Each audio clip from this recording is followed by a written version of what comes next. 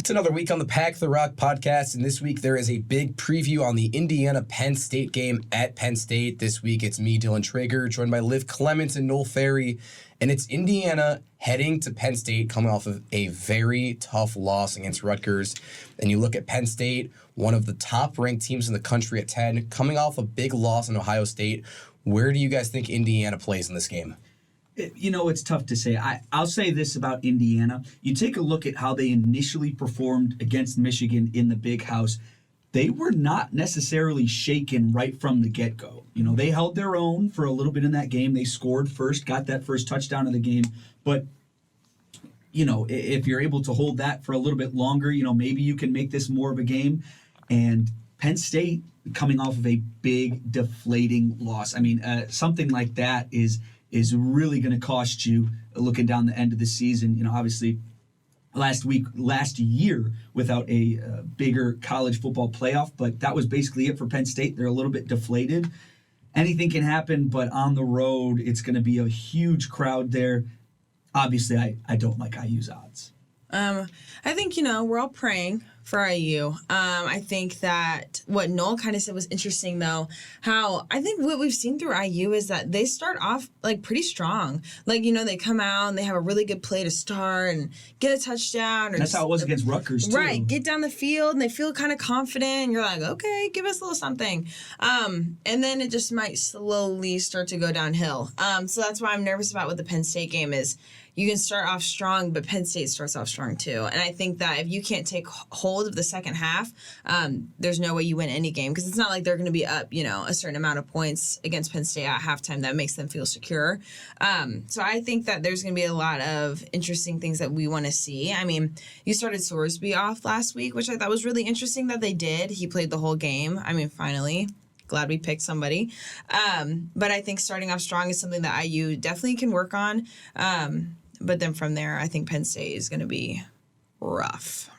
And the biggest thing I was looking at was you look at Penn State's previous games, and you're going to take away Ohio State, but they beat UMass by 60. Mm-hmm. They beat Iowa by 30. They beat Northwestern by 30. They beat Illinois by 20. The list goes on. They're beating Big Ten teams by huge margins, and I don't see what could stop them from adding Indiana to that list. You look at Indiana against Rutgers. Yes, they did establish a starting quarterback in Sorsby. It was not successful. You look at Sorsby in the red zone, could not convert, especially in the fourth quarter when it was needed, could not convert. And you look at the red zone scoring percentages, Indiana 60% of the season, and Penn State 92% successful. It's definitely deterring. I think that also what's interesting about it is like with IU, I mean, you want to kind of compare the teams when it's hard to, but I mean, you look at Penn State's quarterback, Drew Allar, like he's been like, you know, insane, right? Like coming out of nowhere. I mean, 6'5", 240, that's a big quarterback. But he's also good on the runs, good with passing. And I think that he's also, I mean, like you get offensive player of the week multiple times for a reason, right? And so I think that that's what IU's kind of struggling with is they don't have that QB powerhouse. I mean, like you said, yeah, they picked Sorsby, which is awesome that they did that and finally like stuck to one person. But I feel like it would have still been the same outcome with Taven. I just don't think either of IU's quarterbacks are truly weapons right now offensively for IU.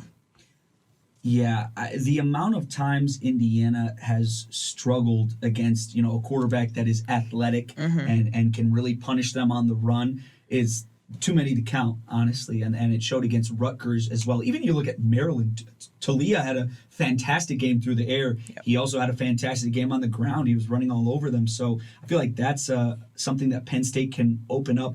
The run defense for Indiana has been abysmal. And it really kind of has gotten worse as this season has gone along.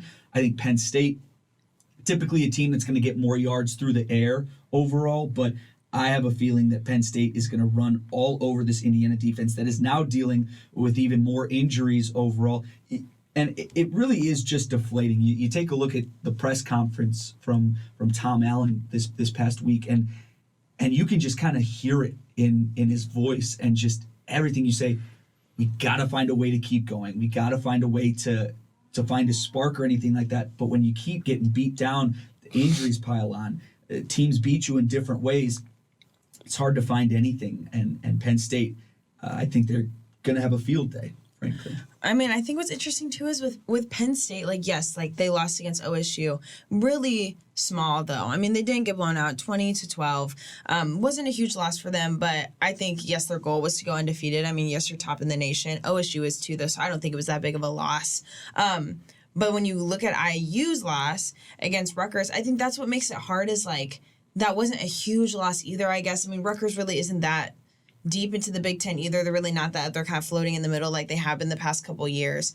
But when you go 1-3 on fourth down efficiency, 2-11 on third down efficiency, and your time of possession is around 22 minutes and theirs is almost 40 minutes, I mean, you put the numbers there. I don't think any team is going to win against a team like that. So that's why I feel like with IU, like you said, like it's going to be about morale, yes. But right now it's just like execute. Like do what you got to do and do it to the best abilities you can. Offensively, try to get a flow going. You know what you have to do now with Sorsby. I would feel like if they put Taven in next game against Penn State, it could just be a hot mess all over again. So I think right now it's going to come down to like stop with the whole morale and we're just trying to put a smile on our faces and LEO. I think it just needs to be like, let's just execute our plays that we know. Let's try to get down the field, score. If not, defense needs to pick them back up.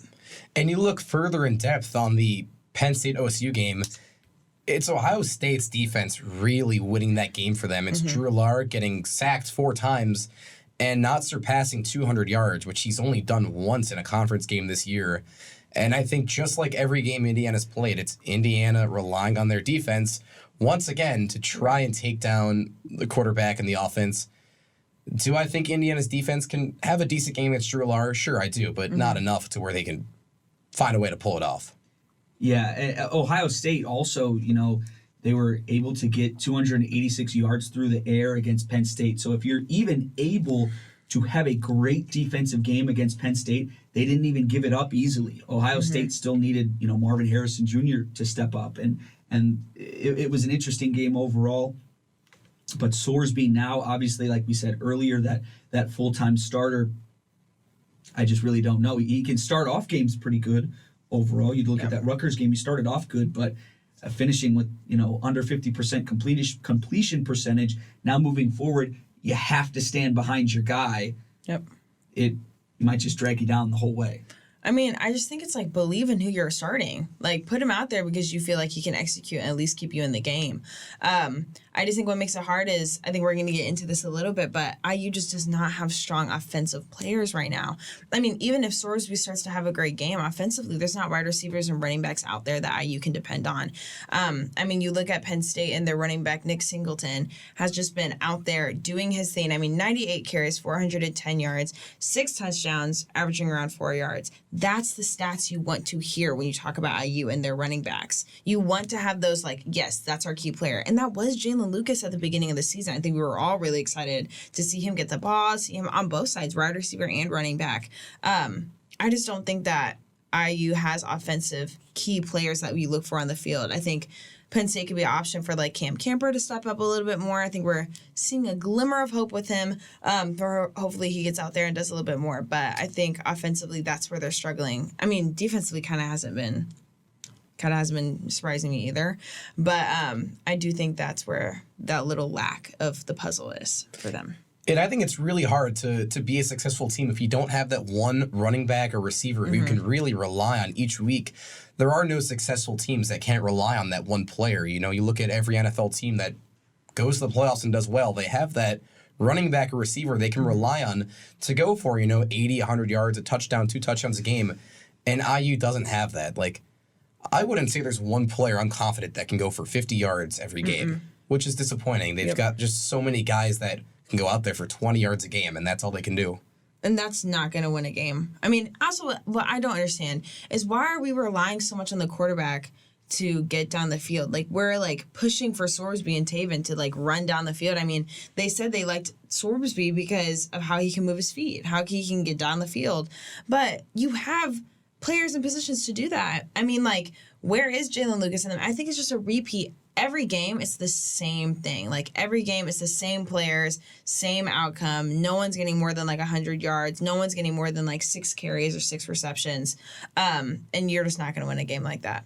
Yeah, it almost reminds me of a Jalen Lucas situation of kind of what Devin Hester's problem was overall in terms of being an offensive weapon. Obviously, Devin Hester, one of the shiftiest players in NFL history, one of the fastest, one of the most dynamic, but you tried to stick him in an offense, and it just really didn't work out that well. It just couldn't really translate, and that's kind of what I feel like I'm seeing from Jalen Lucas right now. So keep saying every week someone needs to step up, but I don't know if that's going to happen, especially down this stretch for them. And, my takeaway on this is us three, we've gone into depth every week through 7 or 8 weeks of IU football, and looking at the offense and lacking that true weapon, it really makes me think, is IU's issue with recruiting or is it with development? And really thinking about it, I think it's the development, because you're bringing in good recruits. You're bringing in transfers, like EJ Williams from Clemson. You're bringing in these top recruits, and none of them are developing. They're saying Cam Camper, he's an NFL offensive player. Well, then why can't he put up 50 yards in a game? I think it's on the development. I'm not sure who there is to blame or to point to, but someone in the front office is not developing these guys, and it's scary. You look at this IU team, they haven't developed any of these guys in the way they planned. I think it's unfortunate because I think, like you said, before the season started, we went in depth talking about how more than half of this team is recruits. You have Stanford, you have Texas Tech, and you have so many people from everywhere. Like you said, with EJ Williams come from Clemson. That's such a big football school. And then they get here and they all kind of just mesh together. And there's not really no one standing out, no one showing what they were doing at their previous schools.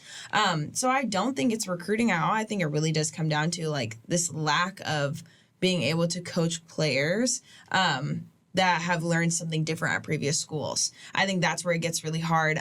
You try to bring all these personalities and play styles from different areas, different regions, and try to make them play together and throw them out there. And I just don't think that's how it works. Again, I'm not coach, but I do feel like at the end of the day, it's coming down to the people that are in the office. And I think that's also why we bring up Tom Allen a lot. I think that he's a great guy. I think he's a great coach, but I think it comes down to like there's going to, instead of a change in players, there might just need to be a change in coaches. And it's just like you look at the team every single week. It feels like each game is on repeat. Yep. It's the same game every week. The quarterbacks are changed. The offense is slow. The scoring isn't happening. Half the time they move the ball up and can't be successful. Half the time they move the ball up and nothing happens. It's every game where there's pieces missing. And it's disappointing. It's a team that definitely could be a better team in the Big Ten if everyone cooperated and played their parts, but it's not going to happen. And talking on that, looking at score predictions for the IU Penn State game, I'm going to say it's just going to be like everything on repeat. It's going to be Sorsby going out there. He's going to throw 160 yards. He's not going to have a touchdown. He's going to rush the ball for 40 yards. And there's not going to be one guy in the offense who has over 50 yards. I've got Penn State taking it 34-13. Okay. Yeah, I question if Indiana's going to be able to get into the end zone, especially on the road. But you know what? They probably will. I think they will. It'll have to be early on in the game for sure. So, yeah, I think that Penn State is going to take this one. I'm going to go 41-10. That's going to be my guess. Okay. So, for IU to be going against a team that in the last 21 games has not let a team score a first drive touchdown is concerning because that's when IU usually tries to score. So I will say I have Penn State winning. I'm going to say 42-3. I just don't see offensively them getting in a flow. If they would have last week. So that's where I stand. But again, I think there's always going to be room for improvement. And I think that hopefully if an offensive weapon steps up like Cam Camper, EJ Williams, Jalen Lucas, any of those players, Christian Turner, there could be a change. But as of now, with what they've shown so far, going now past halfway through the season, that's where I put them. And staying on the idea of being halfway past the season, they're still changing their quarterback around. You're right. Who do you guys think is the starting quarterback for the rest of the season? Sorsby definitely struggled last week. And it's been Taven struggling and being kind of horrendous, too, throughout the season. Mm-hmm. Do you think Dexter could pop in? Do you think one of these guys stands out? What do you guys think? Only thing I see Dexter being used for so far this season is some gadget things here or there. I think at this point, Allen made it clear. I think it needs to be done that It's one guy and it's Sorsby. You made that decision, now stick with it. And maybe you can form some semblance of an offense with that. I think that for the quarterback position, I think it's smart to stick with Sorsby. I think he has earned a spot. I do think Taven, though, also deserved it too, but I think that he does lack a little more experience. You saw that when they came to big games in crunch time.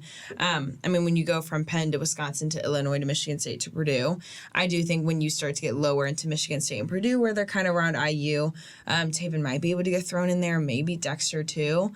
I just know that if IU continues to lose, like, let's say the next 3 games, they're going to change quarterback, which is unfortunate. But I do think Sorsby will start this next game, and then I think they're going to switch up and put Taven in the second half. And it's kind of interesting for me because you look, these quarterbacks, they don't have much weapons, and they're not being successful. And let's just say Indiana has a very similar offense next year. What's going to make these guys have a jump next year? Because it's been a similar offense these last few seasons where Indiana hasn't had great weapons and the quarterbacks have struggled and failed. And I'm worried that Indiana's quarterbacks won't develop for next year. I think that Taven has to be able to give it a shot for next year with the possibility of staying. I think that could be huge. I mean, a lot of the transfers are kind of already at their end. I don't see a lot of these transfers staying, but I think it would be an awesome opportunity for Taven to stay, develop through the summer, fall camp, and come for another full year with knowing that he is a starting quarterback because there isn't going to be anyone above him when he gets here. I think, though, there needs to be a new coach to help them develop that. I mean, we saw it through IU basketball. Archie Miller, that phase was a phase. And, there wasn't really much going on with IU basketball. Everyone was kind of concerned of where it was going downhill. And then you bring in another coach, Mike Woodson, who totally changes the program. So it's not like IU football is done forever and this is it. And it's just always going to be this program. They're out of the Big Ten. Like, I don't see it being like that at all. I just think it's going to need some changes other than just firing your offensive coordinator. It's going to come down to taking down some of the main people that are making decisions for this team. Yeah, I mean, also it can be said that in order to, it's important to, as a quarterback, to be able to know that you can make mistakes in a game without that pressure of, well, then you're going to be benched immediately because we have this quarterback carousel going on. So I think moving forward, and maybe we'll see this with Sorsby, if you can just play a game without any worry of potentially being benched. And even though they said this past week Sorsby was the starter, blah, blah, blah, you have no idea. You have no idea what's going on with this team right now. I think if you can play knowing that you are the starter, you're the guy, you can develop over the course of a few games, knowing that you're not going to be benched for making the smallest mistake, that can benefit you. And it also feels like maybe Tom Allen's playing with that same mindset that he doesn't know when his last game could be as well. And he's trying to go out there and maybe, I don't know, put the most points on the board or easily try and get the win. Who knows what's going on in his mind, but I'm more so wondering if IU does go the route of letting him go, who could bring an impact to change the team? There hasn't been any explosiveness in that team in years. Absolutely anybody. Anyone can come in. We're welcoming everybody here. That's what we're doing. Would you like to coach? I would be more than happy to. We are open. I will open applications, guys. I'll make it own shout out. This is our shout out. Okay. Anyone can come. Anyone can come. Absolutely anybody. I mean, hey, Saban, if you want to come change the program. We're still red and white, okay? So it wouldn't be too much of a change. That's my pitch. Well, there you have it. Liv Clements is now hiring for the head coach position for Indiana football. I'm hiring. Yes, I am. Or me and Noel and Dylan. Us three take it on, the big three? We might take it on. I mean, Noel might be quarterback, actually. We're shooting for Saban. We're shooting for Saban, guys. He's got low hopes in you. I'm excited. Well, that's it. We're hiring the new quarterback and the new coach for Indiana football. It's Indiana heading to Penn State looking for their first Big Ten win of the season on the Pack the Rock podcast.